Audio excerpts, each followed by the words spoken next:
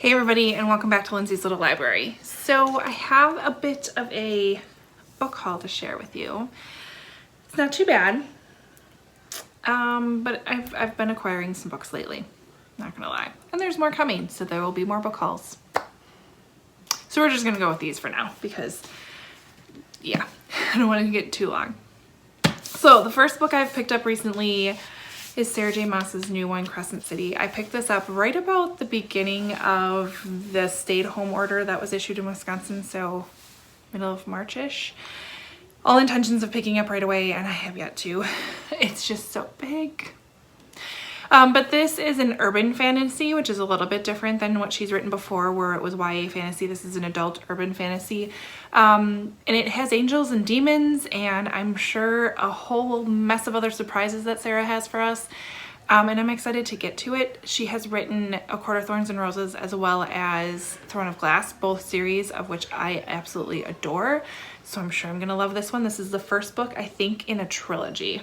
So House of Earth and Blood, it's the Crescent City series.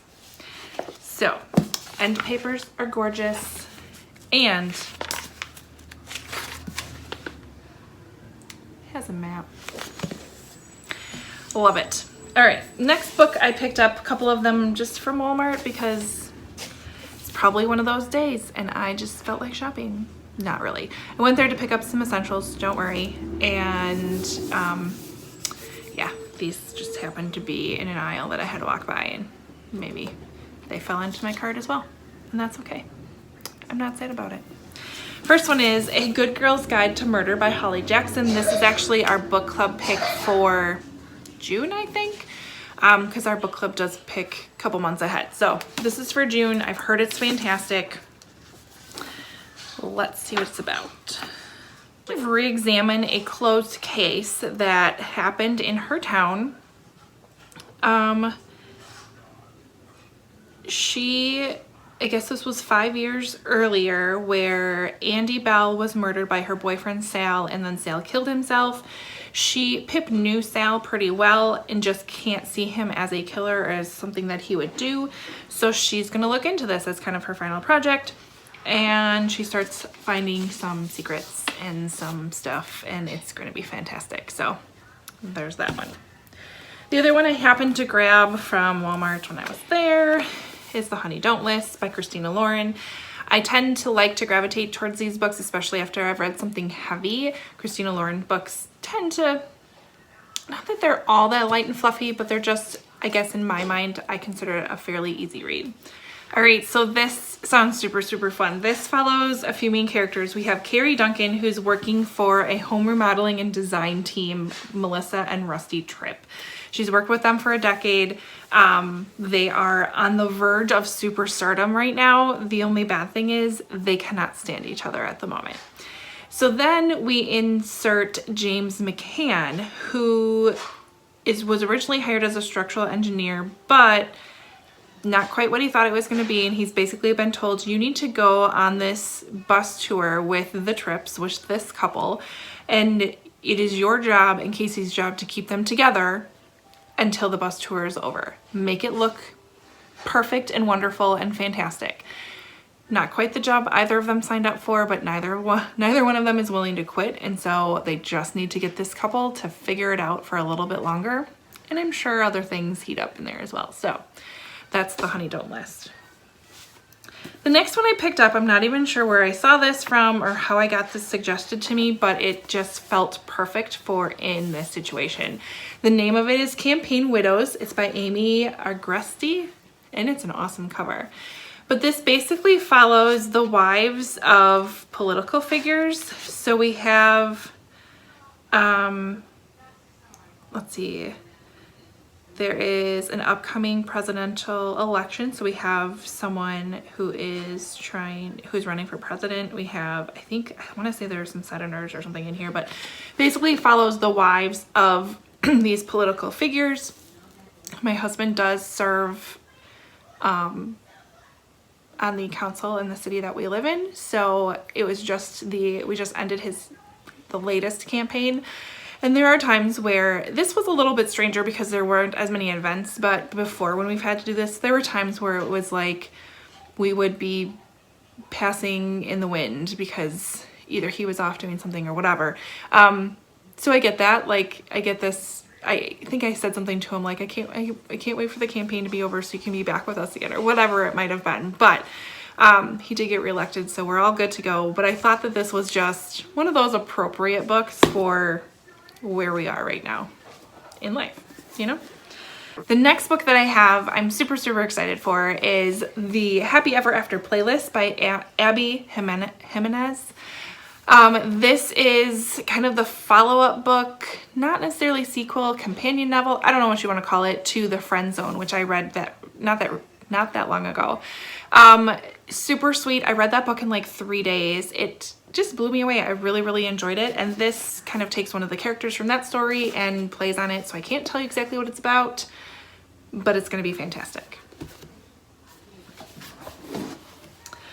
All right, then we get to our book of the month books, which I went a little crazy, but it's okay. I have 4 of them. It's not that bad. I mean, it could be worse, right? The first one is, there is a group of ladies that we do the book of the month book club. So the one we picked for this month is The Library of Legends by Janie Chang. This is a historical fiction novel set in the 1937. So this takes place in the 1930s, 1937, when Japanese bombs begin falling on the city of Nanking. And our main character is 19. She's going to university and she's ordered to flee. They have to leave. So not only do they need to walk 1,000 miles to safety while having the threat of they could be attacked at any moment, they also have been given this kind of job of transporting this 500-year-old, very priceless collection of myths and folklores known as the Library of Legends with them. There's a group that she is with, a little bit of a romance, it sounds like. And it sounds like it's quite the adventure. And it is so beautiful. So beautiful. So I'm excited to read that one. The next one I have is The Guest List by Lucy Foley. I don't want to know much about it other than I will read you the back. So it says an exclusive wedding at a remote Irish island. Oh, I like the setting already. The bride, the plus one, the best man, the wedding planner, and the bridesmaid. All have a secret, all have a motive, but only one of them is the murderer. Yeah. The next one I picked up is Valentine by Elizabeth Wetmore. This has kind of been I feel like everyone has gotten this from Book of the Month this month. And I didn't really realize that I had done that. I just was told that this is a fantastic book, and so I added it to my cart. This one takes place in the 1970s in Texas, kind of right at the cusp of the next great oil boom. So the men are super excited about the potential prosperity that's coming, but the women also know that violence will soon follow, and sure enough it does. On morning after Valentine's Day, 14-year-old Gloria appears on the front porch of Mary Rose Whitehead's ranch house, broken and barely alive after a vicious attack in a nearby oil field. And then it goes about, how do we prosecute? How do we figure out what happened? It is basically handled in the churches and the bars before it even really hits the court system, and goes from there. So I've heard it's fantastic. The next book I picked up, I blame all y'all, because this has just been everywhere and everybody's been loving it. I grabbed Long Bright River by Liz Moore. I believe this follows, oh my gosh, like you really have to break the spine to open this one up. Let's see, looks like 2 sisters travel the same streets through their lives. Couldn't be more different. Then one of them goes missing. So I believe the one sister is a cop in Philadelphia. And I don't see her name. Oh, so Mickey is the cop in Philadelphia, and then her sister Casey, I believe, is a drug addict, and Casey goes missing, and Mickey kind of makes it her mission to find her. I've heard great things about it. Need to pick it up, that's for sure. So that is my latest book haul. Let's see, 4, 5, 6, 7, 8, 9 books. It could be worse. We all know it's been worse, but there's more on the way. So be sure to stay tuned. I'll let you know what I all bought.